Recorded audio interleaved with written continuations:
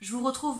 Oh, je vous retrouve en ce mois d'octobre pour un bilan mi-Pumpkin Autumn Challenge. J'ai décidé que je voulais en faire un maintenant parce que j'avais la flemme de faire une grosse et longue vidéo à la fin du Pumpkin pour tout vous résumer en un gros bloc. En plus, je me dis que ça pourra peut-être inspirer des gens qui sont en train de faire ce Pumpkin mais qui savent plus quoi lire ou qui n'ont pas encore d'idées pour certaines catégories, peut-être. Ça me permet de parler de ce que j'ai déjà lu et vu maintenant et ça m'évitera de revenir dessus dans la dernière vidéo de conclusion. Ce que je vous propose, c'est de diviser cette vidéo en 3 parties. Dans la première, je vais vous parler des livres et BD que j'ai lus pour ce Pumpkin Autumn Challenge jusque-là. Je vous ferai un ordre croissant de ce que j'ai le moins aimé à ce que j'ai le plus aimé. Pareil pour les films et séries dans la deuxième partie.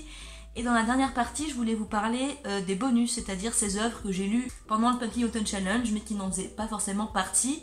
Et au final, ça rentrait dans le thème d'un des menus du Pumpkin, et je me suis dit, tiens, pourquoi pas les mettre en bonus, c'est cool. On va commencer avec ma lecture abandonnée, et ça je vous l'avais dit en présentant mon Pumpkin, mais j'étais sûre que j'allais pas réussir à le lire. C'est du coup Caraval de Stephanie Garber, je crois. C'est trop tard pour cette lecture pour moi en fait. Peut-être que si j'avais essayé de la lire au lycée, j'aurais beaucoup aimé, je ne sais pas, mais là, à l'heure actuelle, j'y arrive pas.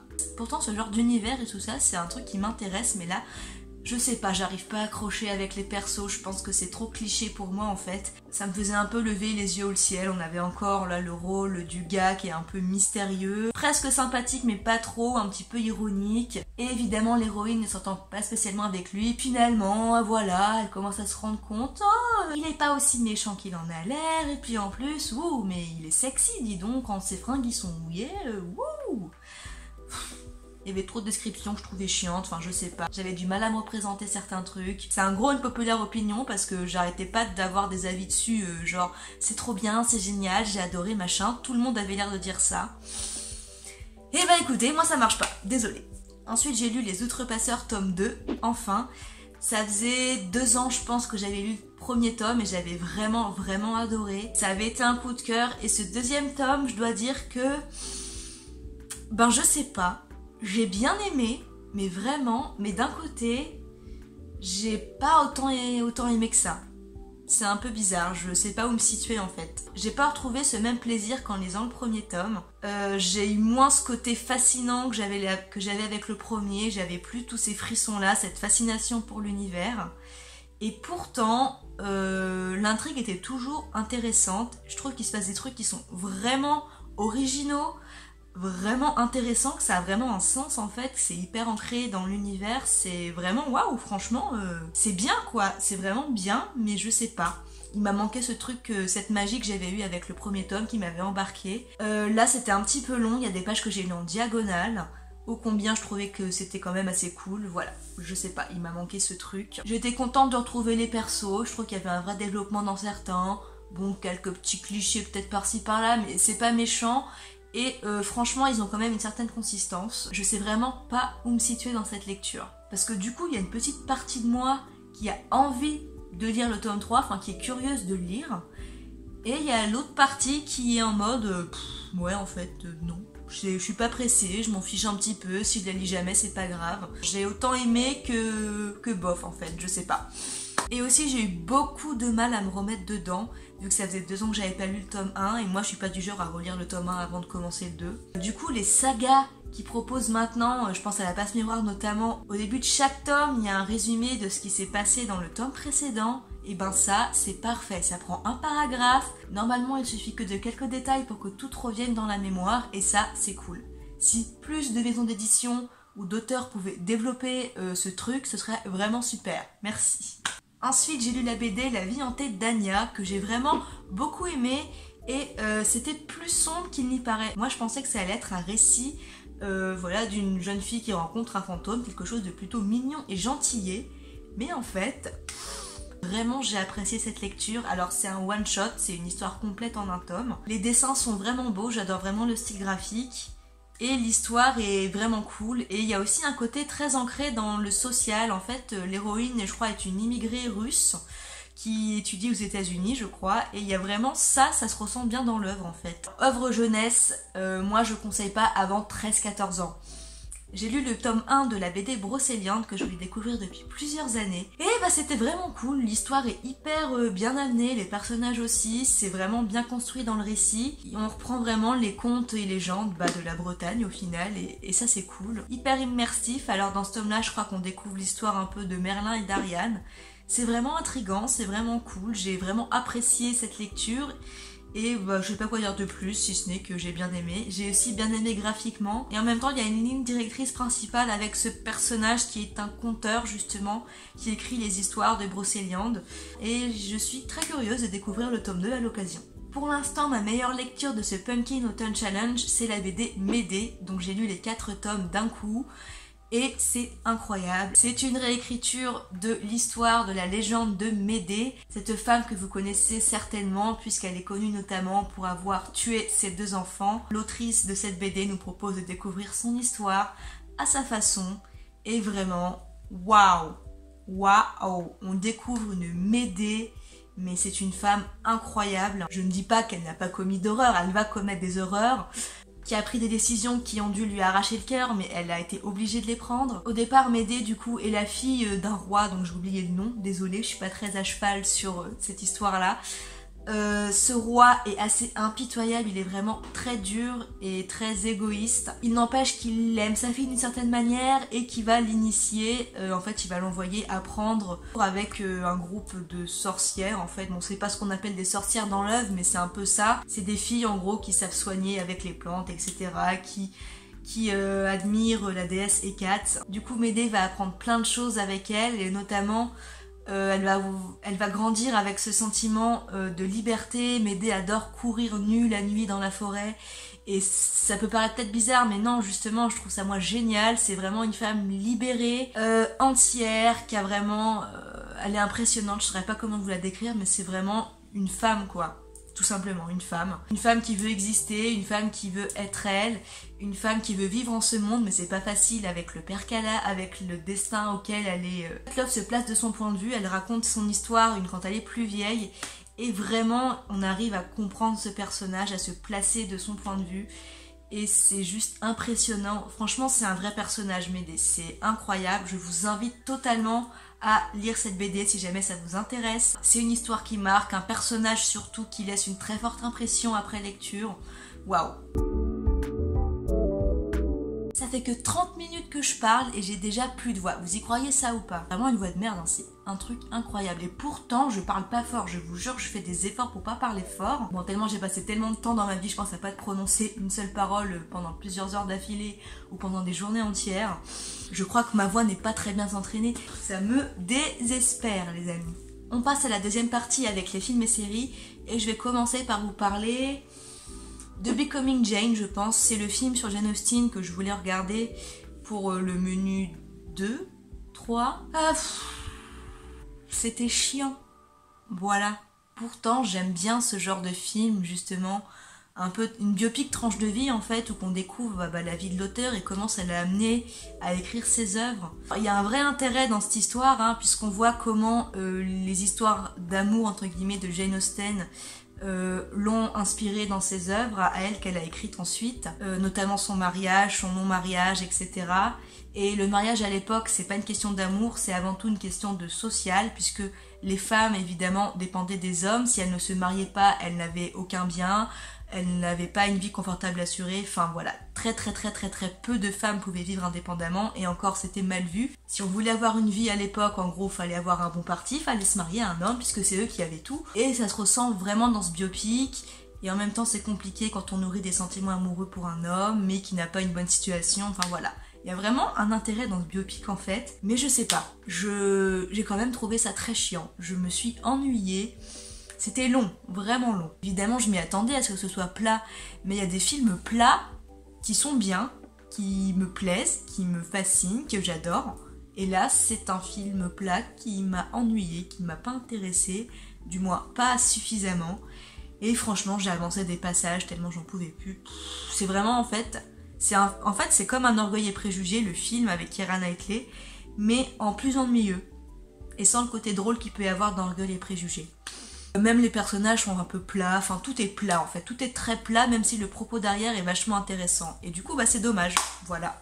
Ensuite j'ai regardé Mary Shelley, donc pareil, un biopic un peu sur l'autrice de Frankenstein. Celui-là je l'ai mieux aimé, il y a un côté un peu plus dark, bon c'est logique, hein, on passe à la littérature gothique et au sujet de la mort, qui est omniprésente dans le Frankenstein. Et il y a aussi un côté assez émouvant, puisque on va voir un peu ce qui a inspiré le monstre dans Frankenstein, la créature de Mary Shelley. Les personnages, il y a des personnages qui ont un petit peu de piquant quand même, qui apportent du peps à l'histoire. Il y a vraiment une empreinte dans ce film, mais il y a un côté assez intéressant. J'ai apprécié mon visionnage, mais pour autant, c'est pas non plus une des biopics des meilleures que j'ai vues. C'est pas non plus une des plus intéressantes. Et voilà, elle m'a pas marqué tant que ça au final. J'ai juste passé un moment de bon à ouais ça va quoi. Par rapport à Becoming Jane, j'ai pas avancé de passage, j'ai vraiment regardé jusqu'au bout. Et je sais pas si je la conseillerais spécialement en fait. Si je devais faire un top de biopic en fait, je serais pas dedans, ça c'est sûr. Donc voilà, si vous voulez le regarder, faites-le, je sais pas. Mais moi je vous le recommande pas spécialement, sans pour autant vous dire ne regardez pas, c'est nul, enfin voilà. Faites ce que vous voulez. Ensuite, après plus d'un an de pause, j'ai enfin repris Vampire Diaries. En fait, j'étais à la saison 6, pas à la 7, je me suis gourée. Donc j'ai commencé cette fameuse saison 6 et en moins d'une semaine, je suis arrivée à 16 épisodes. Je suis à fond dedans, vraiment. Les premiers épisodes m'ont beaucoup plu. La saison 6, c'est une des plus émouvantes, je pense, de la série. En 16 épisodes, j'ai déjà pleuré 4 fois. Donc moi, je pleure pas souvent quand je regarde une série. Je suis souvent très très triste à l'intérieur, mais pour qu'il y ait de vraies larmes qui coulent, c'est pas souvent, vous voyez. Mais là, ça me touchait trop déjà le sujet. Ça parle beaucoup de deuil cette saison. Et c'est la manière dont c'est amené, bah forcément c'est hyper émouvant, tu te projettes tellement dedans. Hyper émouvant. Il y a eu aussi des beaux moments qui m'ont fait sourire, mais vraiment pas beaucoup pour l'instant. C'est vraiment une saison un peu déprimante pour le moment, je le reconnais. Mais cette saison 6, elle arrive vraiment à renouveler les personnages. On voit vraiment, mais depuis la saison 1, ils ont une évolution incroyable. Mais genre, il y en a qui sont quasiment méconnaissables. Ils ont c'est ouf quoi. Et en même temps, il y a une nouvelle histoire évidemment dans cette saison qui est suffisamment intéressante pour pas que ça m'ennuie par rapport à d'autres sous-intrigues qu'il peut y avoir. Il n'y a qu'un seul truc que je regrette dans cette saison, mais je peux pas vous le dire sinon je vous spoil. Les 2-3 derniers épisodes, il y a des moments où je me suis dit non mais ça va, on a compris, tourne les violons, gna gna gna, on va pleurer, les personnages ils répètent toujours les mêmes speeches sur le deuil, sur la tristesse, machin. C'était vachement répétitif à un moment et ils appuyaient trop sur la corde sensible à certains moments et je trouvais ça chiant, voilà. J'aime quand c'est émouvant, j'aime quand c'est très émouvant, mais il y a un moment où ça va trop loin quoi. Après on est revenu sur un autre sujet qui est resté dans le très émouvant et qui du coup fait que là ça va mieux, mais voilà. C'est cool de reprendre sur une saison aussi qualitative alors qu'il y a ses défauts, certes, mais quand même plutôt qualitatif par rapport à quelques-unes précédentes.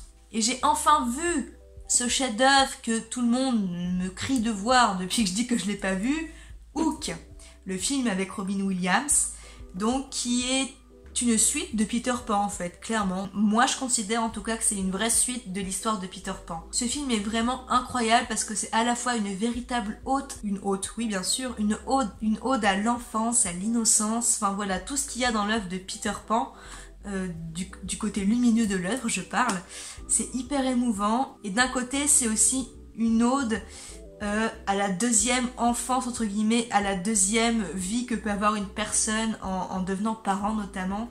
C'est aussi une ode à la vie d'adulte, au fait d'être parent, d'avoir des enfants, et j'ai trouvé ça hyper émouvant aussi. Et en même temps on pourrait croire que ça va pas avec Peter Pan ce thème là, mais en fait ça s'imbrique tellement bien dedans. C'est à la fois un film enfantin et à la fois un film adulte. C'est un vrai retour au pays imaginaire et en plus, alors l'œuvre au niveau des effets spéciaux, on va pas se mentir, elle a vraiment vieilli, elle a pris un coup de vieux.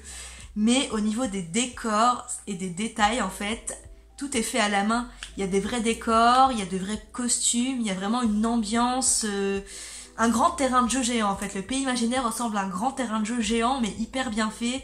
Et c'est hyper immersif et on s'y croit, mais genre de ouf, ça donne trop envie d'y être. Et j'ai adoré les personnages, mon petit chouchou c'est Rufio, qui est trop mignon, j'adore ses costumes, j'étais trop jalouse en fait, j'étais en mode non mais attends, moi je veux ses fringues, ça ne va pas du tout ça. Lui-même il est assez émouvant, bon évidemment, pour moi c'est la deuxième star du film parce que rien ne peut voler la vedette à Robin Williams, clairement.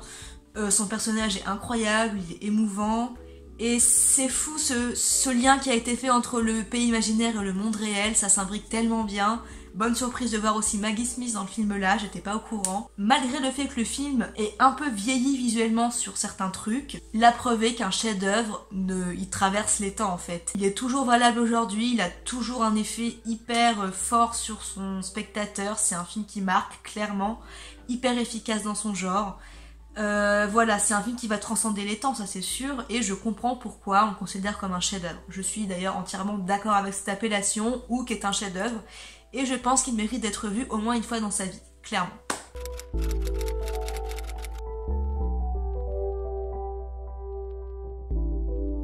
Et voilà, c'est terminé. Je suis au bout de ma vie les gars, j'en peux plus. Mais c'est pas grave, ça m'a fait plaisir de vous parler de tout ça. J'espère que vous vous en sortez, vous, pour votre Pumpkin Autumn Challenge, si jamais vous le faites. Si on a des lectures en commune ou des visionnages aussi, n'hésitez pas à me dire. Et puis moi, je vous retrouverai fin novembre, enfin plutôt début décembre, pour vous faire la conclusion de ce Pumpkin. Alors je reciterai certainement des trucs que j'ai dit dans cette vidéo, mais je ne reparlerai pas en détail du coup des œuvres. Bref, j'ai assez blablaté, vous avez compris. Tiens, regardez, on a un petit nouveau dans la famille au fait. C'est Suzelle, elle est trop mignonne, je l'aime, c'est ma poulpette d'amour. Elle a été faite par Arissou, vous connaissez peut-être si vous suivez Thibou, parce qu'elle en avait fait une vidéo d'ailleurs, je m'en suis rappelée après avoir vu la créatrice. Enfin pendant qu'on discutait, ça m'est revenu que je connaissais déjà cette créatrice grâce à Thibou. Voilà. Je vous montre un peu la petite carte de ma poulpette. Du coup, c'est une petite poulpette solitaire. Et quand je l'ai vue, j'étais en mode « Oh, laisse-moi devenir ton amie, c'est trop mignonne. En plus, je te comprends tellement. » Enfin voilà, elle est trop choupette. Et du coup, Arissou, son Instagram, je vous invite. Elle est hyper adorable, elle est trop gentille. Et elle fait plusieurs animaux, notamment comment ça s'appelle, des blobfish, des narvals. Les narvals, donc c'est ça. Bon, ça c'est pas elle qui l'a fait celui-là, hein, mais voilà, c'est comme ma petite Simone. Il y a des poules, puis il y a des Shiba aussi, enfin voilà, elle m'a pas demandé de faire de la pub du tout, hein. Je le fais parce que j'aime Suzelle de tout mon cœur, qu'elle est beaucoup trop mignonne, et que voilà, c'est un super travail, j'adore, donc j'ai envie d'en parler, tout simplement. Je vous retrouve très bientôt sur cette chaîne pour la prochaine vidéo, et jusque là, prenez soin de vous, passez une bonne journée, une bonne soirée, et puis voilà, plein de bisous et à bientôt.